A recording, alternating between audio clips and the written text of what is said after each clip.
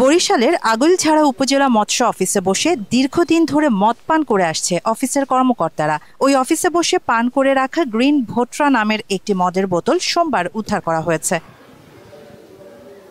দীর্ঘদিন ধরে উপজেলা মৎস্য অফিসে এ ধরনের কার্যকলাপ করে আসছিল অসাধু কর্মকর্তারা। সরকারি অফিসে মদের বোতল থাকা সমীচীন নয় বলে জানান অভিযুক্ত কর্মকর্তারা। এটা নাকি আনছে বাড়ি নিয়ে পানি খাওয়ার ব্যবস্থা করবে, কিন্তু ও কী কারণে নেয় নাই, কিংবা কেন নেয় নাই, কিংবা কেন অফিসে এভাবে রাখছে, এটা আসলে এটা আমাদের বোধগম্য না। এটা লজ্জাজনক ব্যাপার, দুঃখজনক ব্যাপার। কর্মকর্তাদের দোষ। মৎস্য অফিসের অফিস সহায়ক রাজীব হোসেন তার নিজের উপর নিয়ে বলেন, পানি খাওয়ার জন্য মদের ওই বোতলটি এনেছিলেন তিনি। পানি খাওয়ার জন্য আনছিলাম আর কি।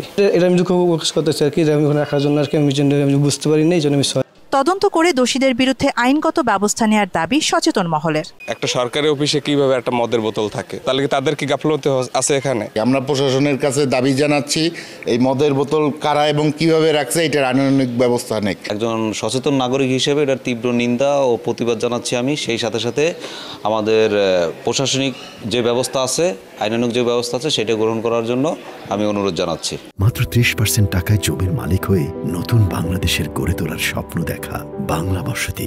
তারা এখন ওই যে রমরমার ঘরে বইয়ে খায়, মানে এখানে বইসেও খায়। একটা সরকারি দপ্তরের জন্য, একটা উপজেলার জন্য লজ্জাজনক ব্যাপার, দুঃখজনক ব্যাপার। হ্যাঁ, সরকারি অফিসে মাদকের বোতল থাকা উচিত নয়, এটা সরকারের দেখা উচিত।